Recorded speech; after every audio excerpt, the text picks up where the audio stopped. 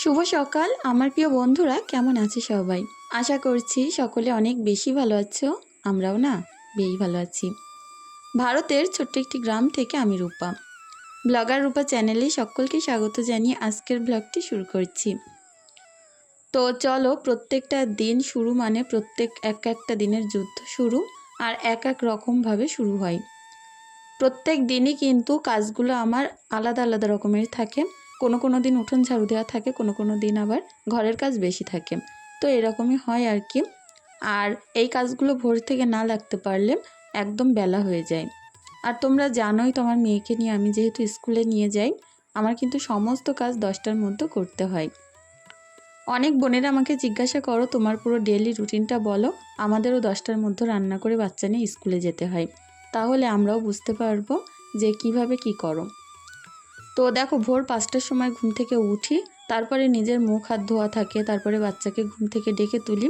যেহেতু সিমরানের স্কুল ওর অনেক ভোরবেলা করেই শুরু হয়, ওর কিন্তু স্কুল গাড়ি আসে 5টা 40-এ, তাহলে সেইভাবে আমাকে ওকে রেডি করতে হয়। তো বড় মেয়েকে সকাল সকাল স্কুলে পাঠিয়ে দিয়ে 5:30টার মধ্যে তারপরে আমি কাজকর্মগুলো শুরু করি। আর ছোটোটার তো স্কুল বললাম ওই 10টা থেকে শুরু হয়, তার মধ্যে আমার যাবতীয় কাজকর্ম করে নিতে হয়।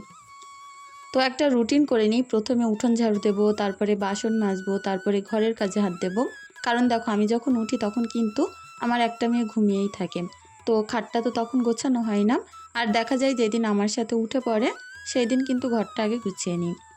আজকে যেমনও ঘুমাচ্ছিল, আর যেহেতু ওর পাপাও বাড়ি আছে, ওই কারণে কিন্তু আরও ঘুমাচ্ছে বেশি। তো কাউকে একটু পাশে পেলে বেশিক্ষণ ঘুমায়, তো ওর পাপাকে জড়িয়ে ধরে ঘুমাচ্ছে। আমি ভাবলাম চলো বাইরের কাজগুলো আমি সেরেই নিই। তোর পাপা বাড়িতে থাকলে জানো না আমার কী পরিমাণে সুবিধা হয়। প্রথমত, আমি যদি স্কুলে নাও যেতে পারি তাহলে ওর পাপা দিয়ে আসে। আর দ্বিতীয়ত, যে কাজগুলো আমি করে উঠতে পারি না সেই কাজগুলো আমার হাজব্যান্ড আমাকে করে দেয়। তো অনেক সুবিধা হয় বলতে পারো। আমাদের যাদের একলা সংসার, সব কিছু নিজেকেই করে নিতে হয়, তাদের যদি একটা হেল্পিং হ্যান্ড বলতে কিছু থাকে, তখন কতটা উপকার হয় বলো তো। তো আমার হাজব্যান্ড আমাকে সর্বদিক থেকে চেষ্টা করে সাহায্য করার। তো একজন পুরুষ মানুষ হিসেবে যতটুকু করতে পারে আর কি করে দেয়। তো চলো, কাজ তো ওই দিন একটু বেশি থাকে যেদিন বাড়িতে থাকে, তারপরেও অনেকটা সুবিধা হয়। কাজ বেশি বলতে ওই দিন রান্নাটা একটু বেশি থাকে বাড়িতে থাকার দিনগুলোই, এই আর কি। আর দেখো, পুকুরের পানি কি সুন্দর চকচক করছে না। বর্ষায় কিন্তু পানিগুলো পুরো চকচক করছে।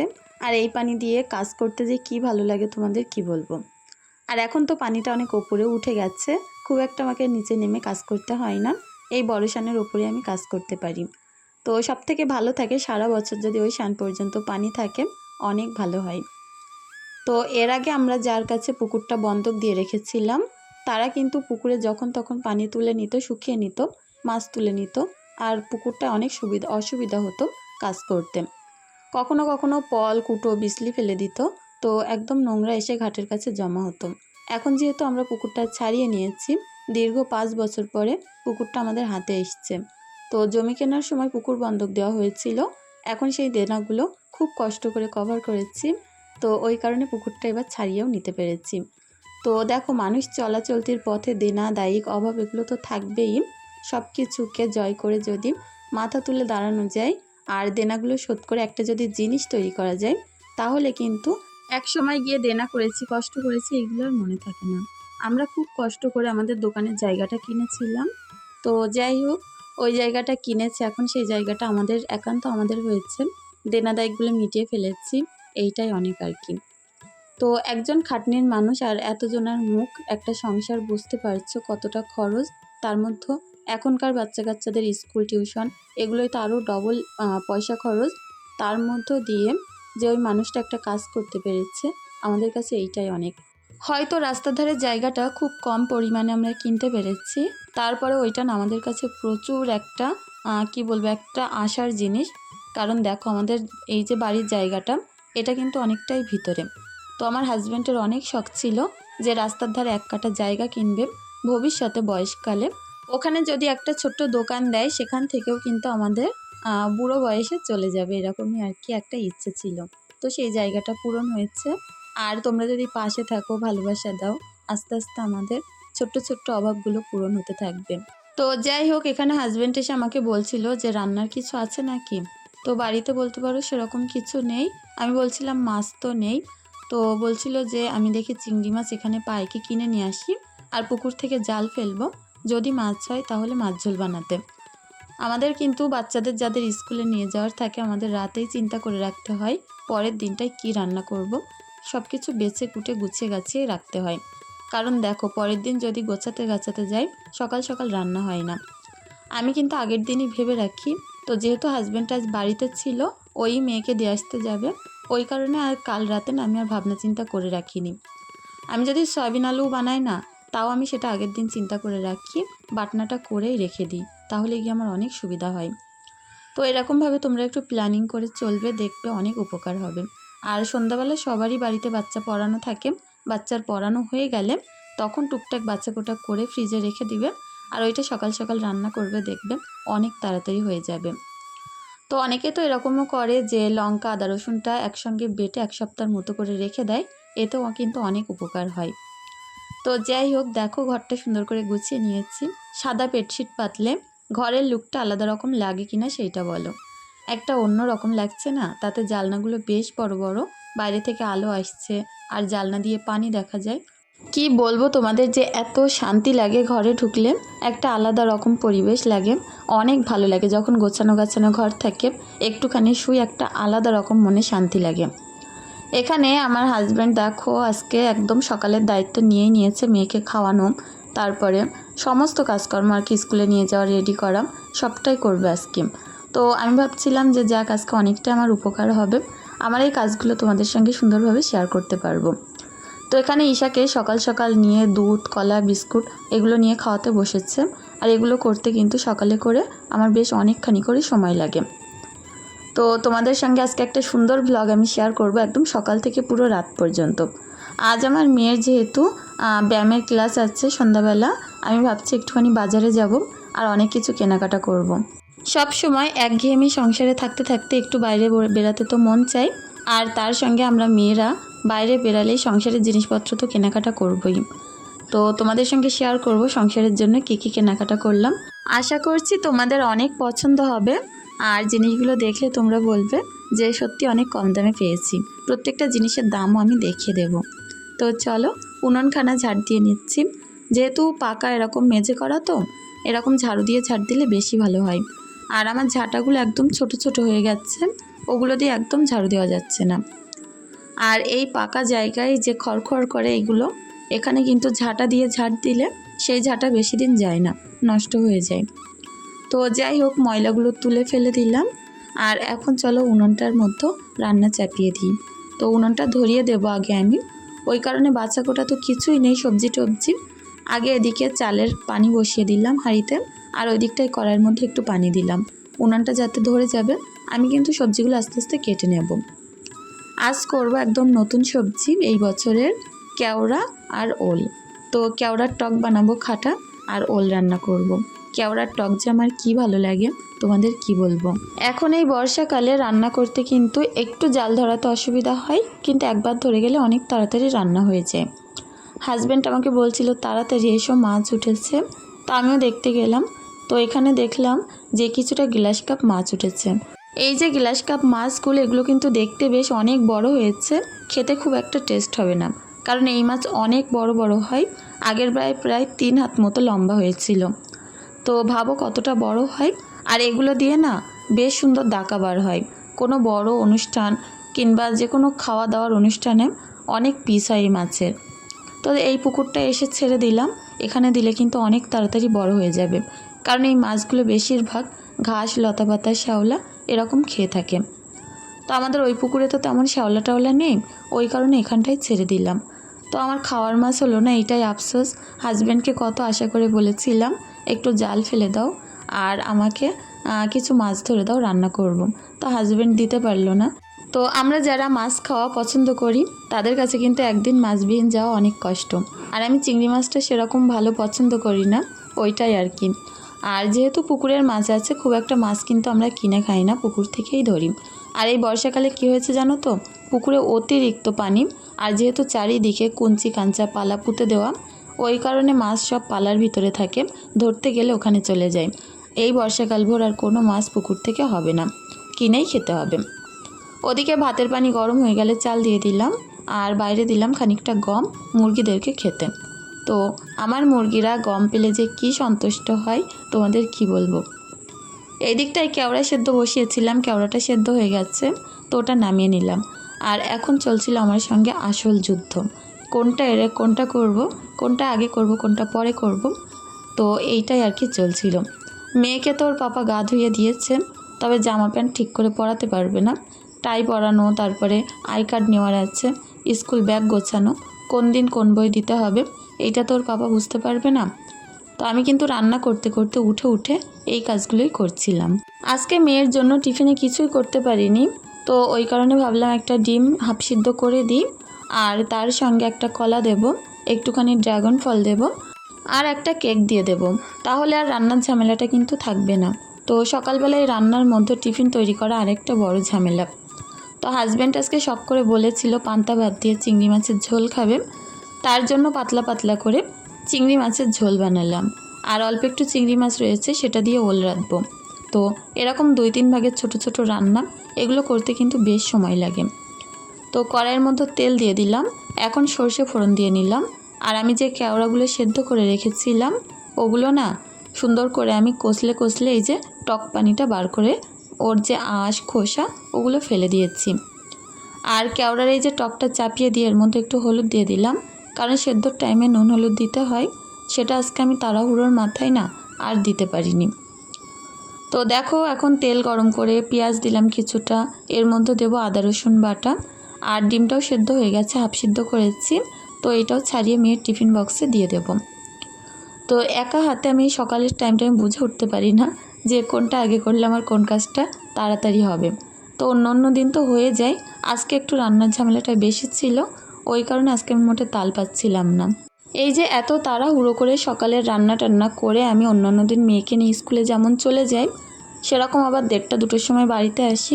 আবার বলতে পারো 3টে থেকে মেয়ের ব্যায়ামের ক্লাস আছে, যোগার ক্লাস, তো সেগুলো ও যখন অ্যাটেন্ড করে আমার কিন্তু সবথেকে কষ্ট বিষয় আমার, কারণ আমি ঘুমাতেও পারি না। ধরো সেই আবার 2-3টের সময় চলে যাব, আমার হাঁস মুরগির চারিদিক হয়ে থাকে, তাদেরকে খেয়েই মাত্র ডেকে তুলে সবার ঘরে খাবার দিয়ে বেঁধে ঘর বাড়িতে তালা মেরে সমস্ত জামাকাপড় ভিজেগুলো তুলে আমাকে এক ষষ্ঠে করে বেরাতে হয়। তো তখন ভাবো কতটা বেশি আমার এই দিনগুলোয় কষ্ট হয়। বাচ্চা কাচ্চা মানুষ করতে গেলে তাদের পেছনে এখনই কিন্তু সময় দেওয়ার টাইম, এরপরে সময়গুলো ঠিকই চলে যাবে কাজের মধ্যে, কিন্তু তারা সেইভাবে তৈরি হবে না। ওই কারণে আমি চেষ্টা করি আমার যতই কষ্ট হোক না কেন আমার বাচ্চাদের পেছনে পুরোপুরি ভরপুর টাইম দেওয়ার। তো এখন এই যে ওলটা কষিয়ে এর মধ্যে একটুখানি ঝোল দিয়ে, নুনটা কম লাগছিল, নুন দিলাম, আর একটু জিরে মরিচের গুঁড়ো। তো মেয়েকে নিয়ে ওর পাপা চলে গেছে স্কুলে দিতে, আমি এখন বসে বসে কিছুক্ষণ একটু স্বস্তির নিঃশ্বাসে কাজ করতে পারছি। 2টো মেয়ে বাড়িতে নেই, বাড়ি পুরো ফাঁকা, আর তার মধ্যে কাজের চাপটা এখন আর নেই, রান্না টান্নাগুলো করে এসেছি। তো যাই হোক, ডিমগুলো পুকুর থেকে একটা একটা করে ধুয়ে নিচ্ছি। আমাদের মাসে অনেকটা করে ডিম লাগে, কারণ যেহেতু 7 সকালে উঠে আমাকে রান্না টান্নাগুলো করে নিতে হয়। ডিম বাড়িতে থাকলে কিন্তু মাছ না পেলেও ওই দিনটা ডিম আমি করে নিতে পারি। এখন ডিমগুলো বয়ে নিয়ে ঘরে চলে আসলাম, ফ্রিজে সুন্দর করে গুছিয়ে রাখবো।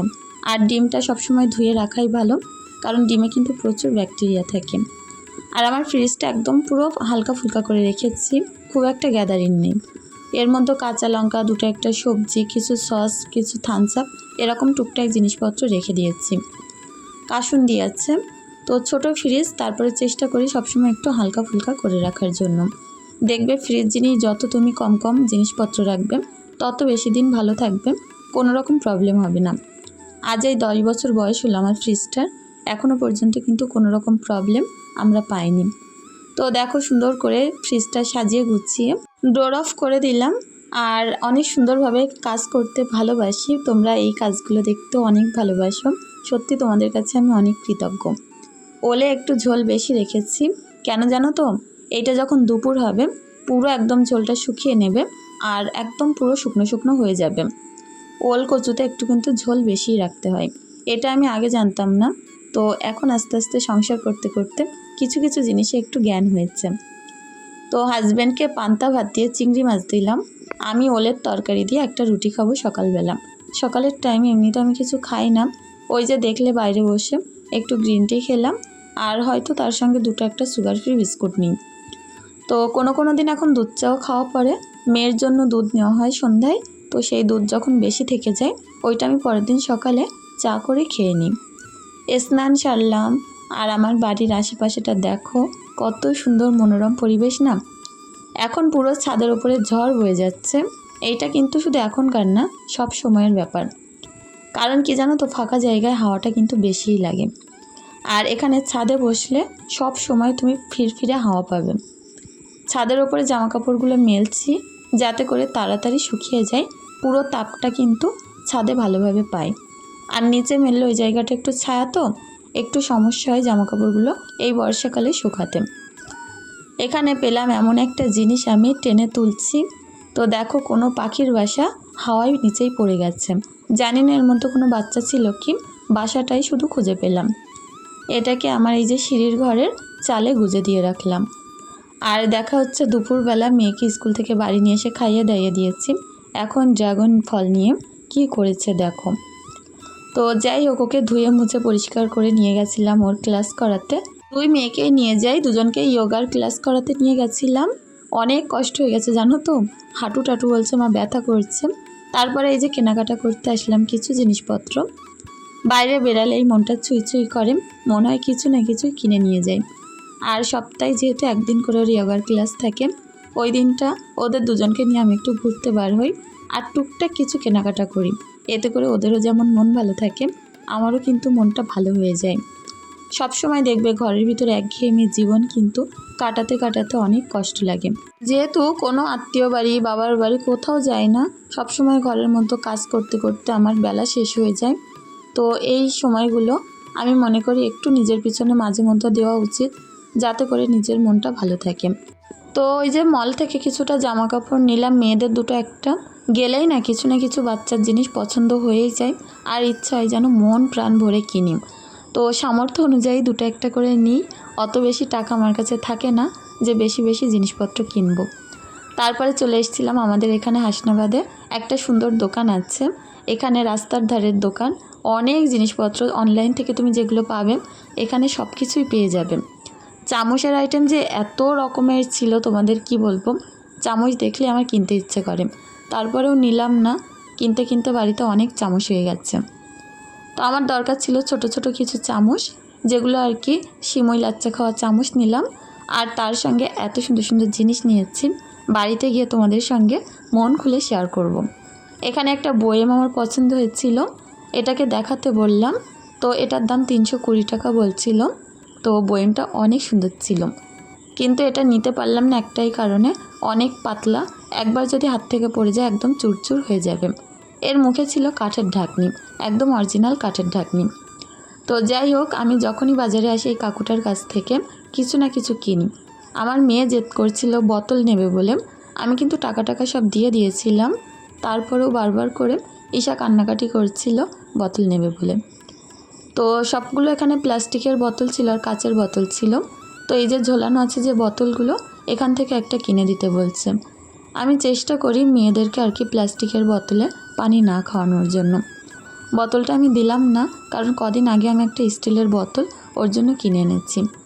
এখন দেখো কী কী কেনাকাটা করলাম। এই যে জারগুলো, বয়েমগুলো কেমন হয়েছে বলো। আর একটা নিয়েছি এরকম ছোট্ট সসপ্যান, ডিম সিদ্ধ করা, ম্যাগি করা। আর এই পদে একটা হার নিয়েছি, এটা নিয়েছিল কানের হার দিয়ে 300 টাকা। আর জারগুলো আমার কাছ থেকে কত করে নিয়েছে বলো তো, 20 টাকা করে পিস। একটা নিয়েছি আইলানা, আর ওই সসপ্যানটা নিয়েছিল 100 টাকা। আর এরকম মেয়েদের কিছু টুকিটাকি ক্লিপ নিয়েছিলাম। এখানে কালো ক্লিপগুলো আমার, আর বাদবাকি ওই ক্লিপগুলো কিন্তু সিমরানের। আর সিমরানের জন্য নিলাম একটা কালারফুল হেয়ার ব্যান্ড। তো এগুলো একটু সাইড করে রেখে দিই। সিমরানের জন্য একটা জামা নিয়েছি, তো এটা হচ্ছে দীঘা বিচ, যেখানেই যাবে না কেন আর কি পরতে পারবে, টি শার্ট টাইপের। এটা একটা শার্ট মতো, অনেক সুন্দর সফট ছিল। তো প্রত্যেকটা দাম আমি তোমাদেরকে দেখিয়ে দিচ্ছি। এটা নিয়েছিল 249। আর এই জামাটা দেখো, তো এই টি শার্টগুলো যে এত বেশি সফট, এত সুন্দর, সিমরানের জন্য নিয়েছি। তো এটা নিয়েছিল 199 টাকা। তো কালারটা বেশ হয়েছে না। আর এই একটা ঈশার জন্য গেঞ্জি প্যান্টের সেট নিয়েছি। আর একটা নিয়েছি এমনি প্যান্ট। তো যখন যোগা করতে যাই তখন কিন্তু এরকম একটু হালকা ফুলকা গেঞ্জি প্যান্ট পরিয়ে দিলে অনেক ভালো হয়। আমার জন্য নিয়েছিলাম একটা প্লাজো। তো এইটাও অনেক সুন্দর হয়েছে। এইটার দাম সম্ভবত 129 টাকা কি 149 এরকম নিয়েছিল। তো এই যে এক সেট চামচ নিলাম, কম দামের চামচ নিয়েছি, 6 পিস 20 টাকা নিয়েছিল। কারণ এই ছোট ছোট চামচ বারবার কিন্তু বাচ্চারা হারিয়ে ফেলে। এই ছিল আমার আজকের কেনাকাটা। কেমন লাগলো ব্লগটা জানিয়ে যেও। আর অবশ্যই চ্যানেলটা সাবস্ক্রাইব করে সুন্দর একটা লাইক একটা কমেন্ট আমার জন্য রেখে যেও।